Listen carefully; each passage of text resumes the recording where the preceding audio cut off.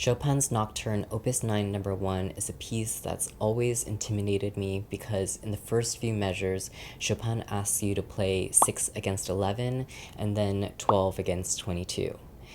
If you've ever played a polyrhythm before, you know that it's such a pain in the ass, headache-inducing puzzle, and coordination hell. Even a simpler 3 against 4 can be such a struggle, so when I saw 12 against 22, that was a no for me. But now that I'm further along in my piano journey, I thought, you know what, let's just give this a shot and see if I can figure it out now. I started by just listening to a bunch of different recordings first to see how other people have solved this, and my conclusion is no one was playing a perfectly divided 6 against 11 or 12 against 22. There was always at least a little bit of rhythm fudging going on, but it worked because of how they shaped the phrase.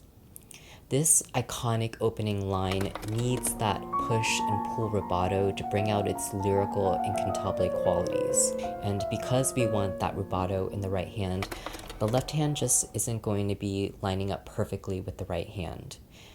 I know this isn't the most technically correct, so if that's what you're looking for, I'm sorry, this isn't the right video. But at the end of the day, I think if you're able to communicate and express the message of the piece, then that's what really matters.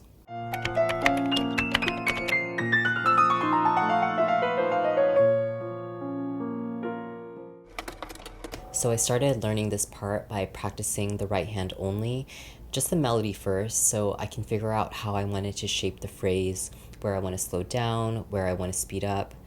I also wanted to start training my ear right away with how the melody should sound, so that when I add in the left hand, I can make sure that it still sounds that way.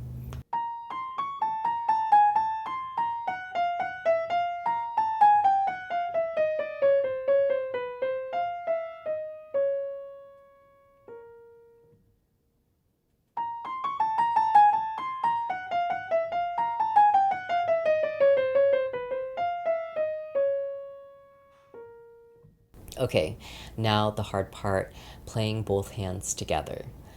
The thing with 6 against 11 or 12 against 22, which is really just 6 against 11 two times, is that it's only one note away from being evenly divided, which means it's almost 2 notes in the right hand for every 1 note in the left hand.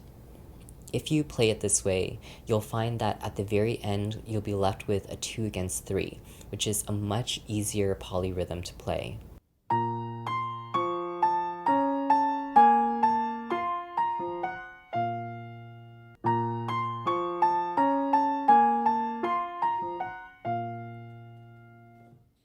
This 2 against 3 doesn't need to happen at the very end though. Like I mentioned earlier, it all depends on how you want to shape the phrase. So you can put it in the beginning, in the middle, in the end, whatever's going to work with how you want the phrase to sound. I actually ended up doing the same for the 12 against 22 group. I first practiced it as 2 sets of 6 against 11 with 2 notes in the right hand for every 1 note in the left hand with the 2 against 3 at the end.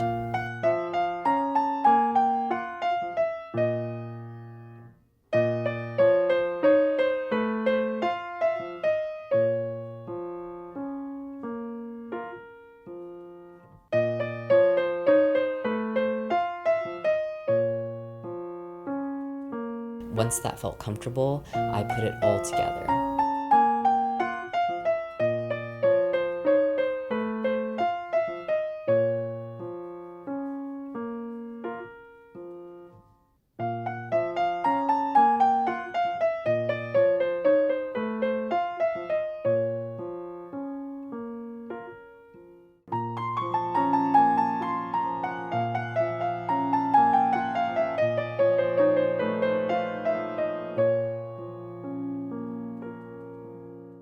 I did experiment with putting the 2 against 3 in different places, but I just found that this was the most natural with how I want the phrase to sound.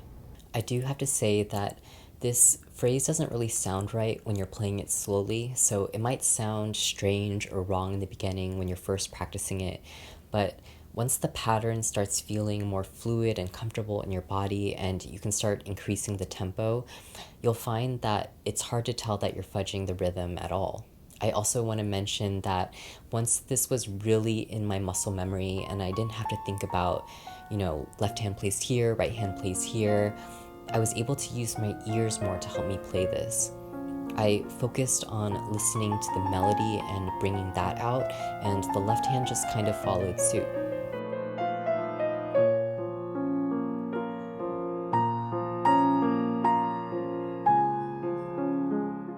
So that's how I solved this 12 against 22 polyrhythm.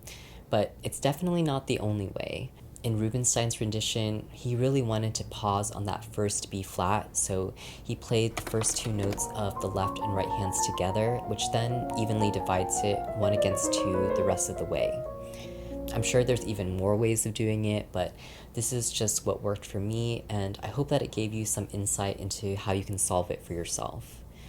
I promise it's not as intimidating or as scary as you might think, so if you're having any hesitations, just give it a shot. Thank you so much for watching. Please like and subscribe, and I'll see you next time.